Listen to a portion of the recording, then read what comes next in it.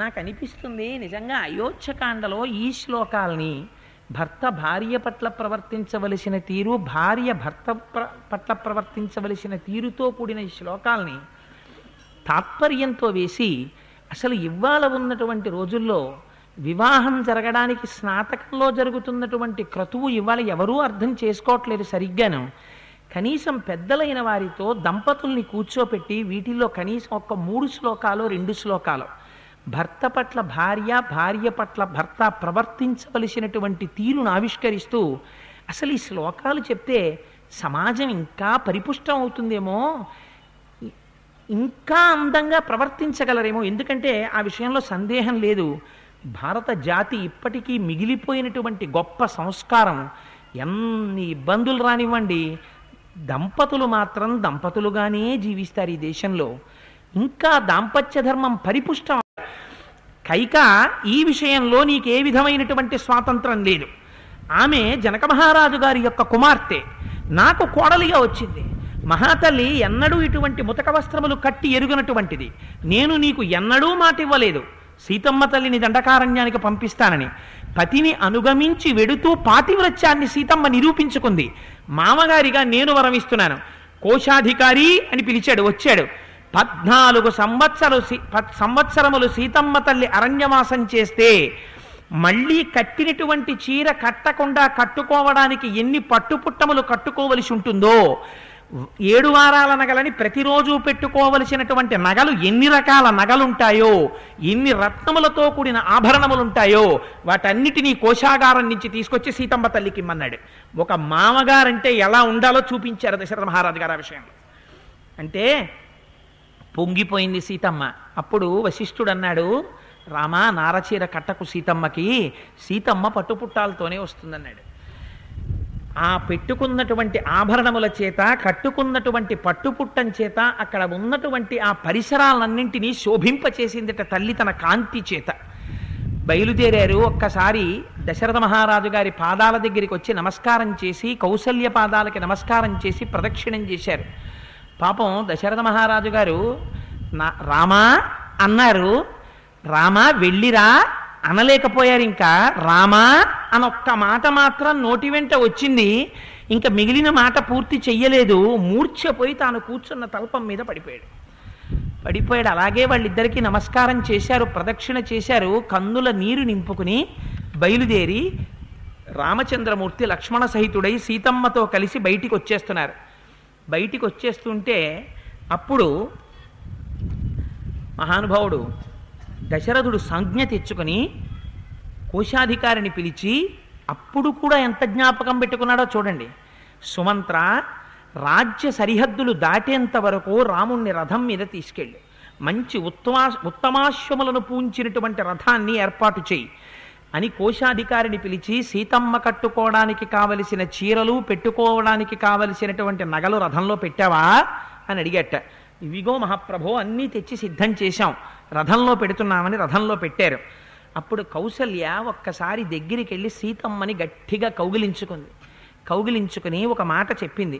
నాకు అనిపిస్తుంది నిజంగా అయోధ్యకాండలో ఈ శ్లోకాల్ని భర్త భార్య పట్ల ప్రవర్తించవలసిన తీరు, భార్య భర్త పట్ల ప్రవర్తించవలసిన తీరుతో కూడిన ఈ శ్లోకాల్ని తాత్పర్యంతో వేసి అసలు ఇవాళ ఉన్నటువంటి రోజుల్లో వివాహం జరగడానికి స్నాతకంలో జరుగుతున్నటువంటి క్రతువు ఇవాళ ఎవరూ అర్థం చేసుకోవట్లేదు సరిగ్గాను. కనీసం పెద్దలైన వారితో దంపతుల్ని కూర్చోపెట్టి వీటిల్లో కనీసం ఒక 3 శ్లోకాలు 2 శ్లోకాలు భర్త పట్ల భార్య, భార్య పట్ల భర్త ప్రవర్తించవలసినటువంటి తీరును ఆవిష్కరిస్తూ అసలు ఈ శ్లోకాలు చెప్తే సమాజం ఇంకా పరిపుష్టం అవుతుందేమో, ఇంకా అందంగా ప్రవర్తించగలరేమో. ఎందుకంటే ఆ విషయంలో సందేహం లేదు, భారత జాతి ఇప్పటికీ మిగిలిపోయినటువంటి గొప్ప సంస్కారం. ఎన్ని ఇబ్బందులు రానివ్వండి, దంపతులు మాత్రం దంపతులుగానే జీవిస్తారు ఈ దేశంలో. ఇంకా దాంపత్య ధర్మం పరిపుష్టం అవడానికి నిజంగా కౌసల్య ఆ రోజున కౌగిలించుకొని సీతమ్మతో ఎంత గొప్ప మాటలు చెప్పిందో చూడండి. ఏష స్వభావో నారీణ మనుభూయ పురాసుఖం అల్పమప్యాపదం ప్రాప్య దుష్యతి వ్రజహత్యపి అసత్యశీలా వికృత దుర్గ్రాహ్య హృదయా సదా యువత్య పాపసంకల్పా క్షణమాత్రాద్ విరాగిణ నకులం నృతం విద్యా నదత్తం నాపి సంగ్రహ స్త్రీణాం గృహ్ణాతి హృదయ మునిత్య హృదయహి మునిచ్చ హృదయహితా స్వాధీనాం హి స్థితానాం తు శీలే సత్యే శృమే శమే స్త్రీణాం పవిత్రం పరమం పతిరేకో విశిష్యతే సత్వయా నావమంతవ్య పుత్ర ప్రమాజితో మమ తవ దైవతమస్త్వేష నిర్ధన సధనోపి వా. అమ్మా సీత, నీకు తెలియనటువంటి విషయాలు కావు, కానీ ఆర్తితో అత్తగారిని కాబట్టి నీకొక్క మాట చెప్తున్నాను.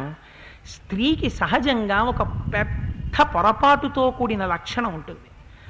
భర్త సంపాదించి తెచ్చినంత కాలం, భర్త యశస్సుతో ప్రవర్తించినంత కాలం ఇది ఎలా తెస్తున్నావని అడగరు. ఈ ఆరోగ్యం జాగ్రత్త సుమా అని ప్రమాదాన్ని సంకేతించరు. సంకేతించకుండా సంపాదిస్తున్నటువంటి భర్తని పొగుడుతూ జీవితాన్ని గడుపుతారు. ఆ భర్తకి ఏదైనా చిన్న ప్రమాదం వచ్చినా, ఐశ్వర్యం తగ్గిపోయినా, సంకట స్థితిలో పడిపోయినా, అటువంటప్పుడు నేనున్నాను అని పక్కన నిలబడి ఇన్నాళ్ళు సౌఖ్యం అనుభవించిన వాళ్ళు మీకు ఈ కష్టం వచ్చిందా బెంగ పెట్టుకోకండి అని ముందు మాట మాట్లాడరు.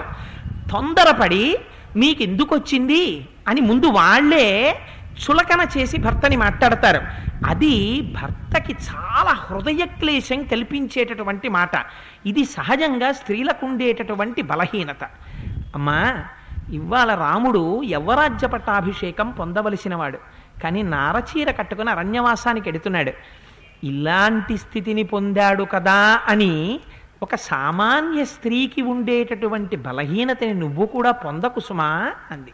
అంటే తీరా బయలుదేరిన తర్వాత మీకు ఎందుకు వచ్చిందండి, నేను మొదటి నుంచి చెప్తున్నా నా కైకైతో అలా ఉండకండని అని అలా ఏమనకే అమ్మా. ఎంత గొప్ప మాట చెప్పిందో చూడండి. భర్తకి కష్టం వచ్చినప్పుడు ఈ మాట నోటి వెంట రాకుండా ఎందుకని 1000 మంది బయట ధైర్యం చెప్పింది ఒకెత్తు, భర్తకి కట్టుకున్న భార్య ధైర్యం చెప్పింది ఒకెత్తు. భర్తకి భార్య అయినా భార్యకి భర్త అయినా ఆనాడు ఏదైనా కష్టం వస్తే మీరు ఎందుకంటే అంత బెంగ పెట్టుకుంటారు? మీరు నమ్మిన సత్యం మిమ్మల్ని కాపాడుతుంది, మీరు నమ్మిన ధర్మం మిమ్మల్ని కాపాడుతుంది, నేను చేసిన పూజలు మిమ్మల్ని కాపాడతాయి. ఎందరికో వచ్చాయి ఎగుడు దిగుళ్ళు, మనకి వచ్చాయి. ఈశ్వరుడు ఉన్నాడు, మనం రక్షింపబడతాం, మీరేం బెంగ పెట్టుకోకండి అని మాట్లాడిన మాట మాత్రమే భర్తకి ఉపశాంతినిస్తుంది. కానీ దురదృష్టవశాత్తు ఈ బలహీనత స్త్రీలను వెంటాడుతుంది. ఆ బలహీనతని అమ్మాను అధిగమించు. నీకొక్క మాట చెప్తున్నాను, కులస్త్రీకి దేనికన్నా, స్వర్గం కన్నా, ఎటువంటి ధనం కన్నా, ధాన్యం కన్నా, ఐశ్వర్యం కన్నా పరమోత్కృష్టమైనటువంటి వాడు భర్త ఒక్కడే. ఈ మాట నేను నీకు చెప్పక్కర్లేదు. అందుకని సర్వకాలముల యందు భర్తకి ఉపచారం చేస్తూ అతన్ని సంతోషపెట్టు. అమ్మాయి, నిన్ను ఇంకొక మాట అడుగుతున్నాను. ఎట్టి పరిస్థితులలోనూ దయచేసి, ఇంత కష్టంలో ఉన్నాడు కాబట్టి నువ్వు నా కుమారుణ్ణి మాత్రం అవమానించకు. ఇంతమంది చేత ఇటువంటి స్థితిని పొంది అరణ్యములకు వెళ్ళిపోతున్నటువంటి రాముణ్ణి ప్రయత్నపూర్వకంగా అనుగమించి వెళ్ళి నువ్వు కాని అవమానించావా, రాముడు తట్టుకోలేడు. పంచుకోవడానికి లక్ష్మణుడు తప్ప వేరొకరు లేరు. అందుచేత అమ్మా నేను చెప్తున్నాను, నా కుమారుణ్ణి మాత్రం నువ్వు అవమానించకు. ఇవి నువ్వు కులస్త్రీవి, ఉత్తమ స్త్రీవి, నీకు తెలుసు. అయినా ఆర్తి కలిగిన దాన్ని అత్తగారిని కనుక చెప్పవలసిన దాన్ని కాబట్టి చెప్తున్నాను అంది. ఏంటి అత్తయ్య మీరు ఇవన్నీ చెప్పడం? నాకు తెలియకపోతే నేను వెళ్ళనా? నేను పెడతానేంటి మీ అబ్బాయి వెనకాల నేను ఎప్పుడన్నా అలా చేశానా? ఏంటి మాటలు అత్తయ్య మీరు అని ఏం తిరగబడిపోలేదు సీతమ్మ. ఆవిడంది, అత్తగారు మీరు ఇవన్నీ నాకు ఏవి చెప్పారో ఇవన్నీ నేను నా పుట్టింటిలో తెలుసుకునే అత్తవారింటికి వచ్చాను. అంటే పుట్టింట్లో ఆడపిల్లకి చెప్పవలసినవేవో చూడండి, ఇవి తెలుసుకుని నేను అత్తవారింటికి వచ్చాను. నేనెన్నడూ మీ అబ్బాయిని కష్టపెట్టేటటువంటి స్వభావంతో ప్రవర్తించేదానను కాను. అరణ్యవాస క్లేశం తెలియకుండా ఆయనని ఆదమరపింపచేసి ఆనందింపచేయడానికే నేను వారితో వెడుతున్నాను. అత్తా, నేను ఒక్క మాట చెప్పనా? మీరు ఇన్ని చెప్పారు. నా తంత్రీ వజ్జతే వీణ, నా చక్రో వర్తతే రథ, నాపతి సుఖమే దేత యస్యాదపి శతాత్మజ అంటుంది సీతమ్మ. అత్తా, నాకొక్క విషయం బాగా తెలుసు. నా పుట్టింటి వారు చెప్పిన దాని మీదట నా తంత్రి వజ్జతే వీణ, వీణకి తీగలుంటాయి. వాయించేటటువంటి వారు తన గోటితో వీణ తీగల్ని కొడతారు. కొడితే గోటి దెబ్బలు తిని వీణ తీగ పెనగి పెనగి మోగుతుంది. వీణ తీగలు మోగుతున్నాయి అనరు, వీణ మోగుతోందంటారు. నా తంత్రి వజ్జతే వీణ, ఆ తీగ లేకపోతే వీణ లేదు. నా చక్రం వర్తతే రథ, రహదారి మీద రథం వెళ్ళిపోతున్నప్పుడు ఎగుడు దిగుళ్లలోనూ ముళ్ళల్లోనూ తొక్కకూడనటువంటి అశుద్ధం మీద రాళ్ల మీద ఎగుడు దిగుళ్లలో పడుతూ నడిచేది రథచక్రం. రథచక్రం నడుస్తోందనరు, రథం నడుస్తోందంటారు. నా తంత్రి వజ్జతే వీణ నా చక్రో వర్తతే రథ నాపతి సుఖమే దేత యస్యాదపి శతాత్మజ. తెల్లవారి నిద్ర లేచేసరికి తన అరిచేతులు చాపి అమ్మా మా అరిచేతుల్లో నీ కాళ్ళు పెట్టమ్మా అని నడిపించగలిగినటువంటి 9 కుమారులున్నా అటువంటి కొడుకులు 100 మంది ఇచ్చేటటువంటి సుఖం కన్నా భార్య భర్త దగ్గర పొందేటటువంటి సుఖం ముందు ఈ సుఖాలు ఏ సుఖాలు సరిపోవు. నాకు ఆ ధర్మం తెలుసు అత్త. అలా వీణతీగ దెబ్బతిని వీణకి గౌరవం ఇచ్చినట్టు తాను కష్టపడి తన భార్యకి గౌరవం ఇస్తాడు భర్త. ఒక రథచక్రం కష్టపడి రథానికి గౌరవం ఇచ్చినట్టు తాను క్లేశాన్ని పొంది తన భార్యకి గౌరవం తెస్తాడు భర్త. అందుకని భర్త గౌరవం ఏమిటో నాకు తెలుసు. నేను సర్వోత్కృష్టమైన విదేహ వంశం నుంచి వచ్చాను, నీ కుమారుణ్ణి ఎన్నడూ బాధ పెట్టేదాన్ని కాను అని కౌసల్యకి చెప్పి బయలుదేరుతుంటే లక్ష్మణుడు వచ్చాడు. సుమిత్రకి ప్రదక్షిణం చేసి ఆవిడికి నమస్కారం చేశాడు. ఆవిడ కూడా సాధారణంగా స్త్రీలు ఏమంటారంటే వెళ్ళిరా అంటారు. చిత్రమైన మాట ఒకటి చెప్పింది సుమిత్ర. ఆవిడంది, నువ్వు అరణ్యవాసానికే జన్మించావోయి లక్ష్మణ అంది. ఏమిటి అరణ్యవాసం అంటే? దాంట్లో ఉన్న అర్థం ఏమిటో తెలుసా అండి? ఇంతమంది ఉన్నారు రాముడంటే ఇష్టం ఉన్నవాళ్ళు, కానీ వీళ్ళెవ్వరూ సంసారాదులు వదిలేసి రాముడితో వెళ్ళరు. రాముడి యందు ఇంత ప్రీతి కలిగి ఒకరు అడగకపోయినా నీ భార్యని నువ్వు వదిలిపెట్టేసి 14 సంవత్సరములు రాముడి కైంకర్యం చేసుకోవడానికి, శుశ్రూష చేసుకోవడానికి అరణ్యానికి వెళ్ళిపోతున్నావు. ఎంత ఉత్తమమైన మార్గంలో నడుస్తున్నావురా! తండ్రిని సేవించాలి, అన్నగారిని సేవించాలి, ఇది ఆర్షధర్మం. అందుకని నువ్వు అలా బయలుదేరుతున్నావు. నాకెంత సంతోషంగా ఉందో. నువ్వు అలాగే ఏమరపాటు లేకుండా సర్వకాలముల యందు సీతారాముల యొక్క రక్షణ యందు దీక్షితుడవయ్యుండు అని చెప్పి ఆ తల్లి ఆ లక్ష్మణుడితో ఒక మాట చెప్పింది. నాయన, రామం దశరథం విద్ధి మాం విద్ధి జనకాత్మజాం అయోధ్యామటవీం విద్ధి గచ్చ తాత యథాసుఖం అంది. లక్ష్మణ, నువ్వు వెళ్ళేటప్పుడు ఒక్క మాట జ్ఞాపకం పెట్టుకో. ఈ రాముడు నీ అన్నగారైనటువంటి రాముడు సాక్షాత్ దశరథుడైనటువంటి నీ తండ్రే అనుకో. మాం విద్ధి జనకాత్మజాం, సీతమ్మ తల్లి నేననుకో. అంటే ఏమవుతుంది? రాముడు తండ్రి, సీతమ్మ తల్లి, అందుకని తల్లిదండ్రులు వాళ్ళిద్దరే అనుకో. అయోధ్యామటవీం విద్ధి, వాళ్ళిద్దరూ ఉన్న అరణ్యం అయోధ్య అనుకో. గచ్చ తాత యథాసుఖం, సుఖంగా వెళ్ళిపో. ఏమిటి వెళ్ళిపోవాలి? రాముడు ఎక్కడుంటే అక్కడ ఉండి అంతే. రాముడి కన్నా విడివడి నువ్వు ఎప్పుడు రావక్కర్లేదు. నువ్వు ఎప్పుడు వచ్చినా వెళ్ళి రాముడితో కలిసిరా అంతే. ఈ మాట చెప్పడంలో పెద్దలు ఒక రహస్యాన్ని చెప్పారు. అందులో రామం దశరథం విద్ధి, దశ అంటే పక్షి, రథం అంటే వాహనంగా కలిగినవాడు. రామం దశరథం విద్ధి, రాముణ్ణి పక్షివాహనుడైనటువంటి శ్రీ మహావిష్ణువుగా తెలుసుకో. మాం విద్ధి జనకాత్మజాం, మాం అంటే లక్ష్మీదేవి, జనకాత్మజాం జనకుని కూతురైన సీతమ్మగా తెలుసుకో, ఆవిడ లక్ష్మీదేవి. అయోధ్యామటవీం విద్ధి, వాళ్ళిద్దరు ఎక్కడుంటారో అది అయోధ్యగా తెలుసుకో. గచ్చతాత యథాసుఖం, ఈ నరజన్మతో వచ్చి ఈశ్వరుణ్ణి చేరుకోవడమే పరమ ప్రయోజనం. అందుకని వెళ్ళిపో. మళ్ళీ వెనక్కి వస్తే ఏమవుతుంది? పునర్జన్మ వస్తుంది. అందుకే గర్భాలయంలో అటువైపు దారి పెట్టరు. అలా వెళ్ళిపోతే ఇంకేమిటి? మోక్షమే. అందుకని ఇలా వెడితే మళ్ళీ ఇలాగే రావాలి. అలా వెళ్ళిపోవడం ఇక్కడ జరగాలి. ఇటువైపు నుంచి బయటికి వెళ్ళడం, ఇటువైపు నుంచి బయటికి అందరూ వెళ్ళరుగా. అందుకని వెళ్ళలేదు కనుక కనీసం ఇలా వెళ్ళిపోయాడనే వరకు, అది కాలిపోయే వరకు ఉండి వెనక్కి వచ్చేస్తారు. నేను ఇలా వెళ్ళిపోయిన వాడికి మళ్ళీ పునర్జన్మ లేదు అని గుర్తు. అందుకని యోగ మార్గంలో వెళ్ళాలి అలా వెళ్ళడం అంటే. సరే, అందుచేత గచ్చతాత యథాసుఖం, అందుకని నువ్వు రాముడితో బయలుదేరి వెళ్ళు అంది. అన్న తర్వాత మహానుభావుడు రాముడు సీతమ్మతో లక్ష్మణుడితో కలిసి ఆ ఉత్తమాశ్వములు పూంచినటువంటి రథాన్ని ఎక్కాడు.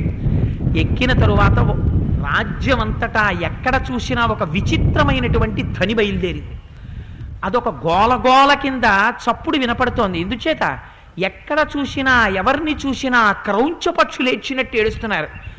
గాలి వ్యాకులంగా వీస్తోంది. ఎందుచేత రాముడు వెళ్ళిపోతున్నాడు, పంచభూతములు కూడా క్షోభిస్తున్నాయి. ఆ రాముడు అయోధ్యను విడిచిపెట్టి వెళ్ళడం ఎవరికీ ఇష్టం లేదు. స్త్రీలు, పెద్దలు, బ్రాహ్మణులు, యాగములు చేస్తున్నవారు, యజ్ఞములు చేస్తున్నవారు మధ్యలో ఆపి బయటికి వచ్చేసారట. బయటికి వచ్చేసి ఆడవాళ్ళందరూ గుండెలు బాదుకుని పెద్దగా అడుస్తున్నారట.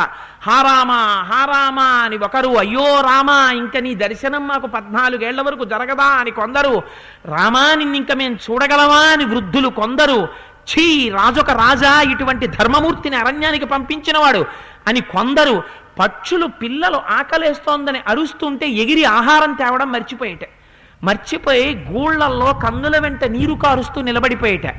అశ్వశాలలో ఉన్నటువంటి గుర్రములు, గజశాలలో ఉన్న ఏనుగులు కన్నుల వెంట వేడి నీరు కారుతుండగా పెద్దగా సకిలిస్తూ గర్జన చేస్తూ ఘీంకరిస్తూ అటు ఇటు ఉన్మాదంతో తిరిగేట. సమస్త భూతములు ఒక రకమైనటువంటి సంక్షోభానికి గురైపోయేట.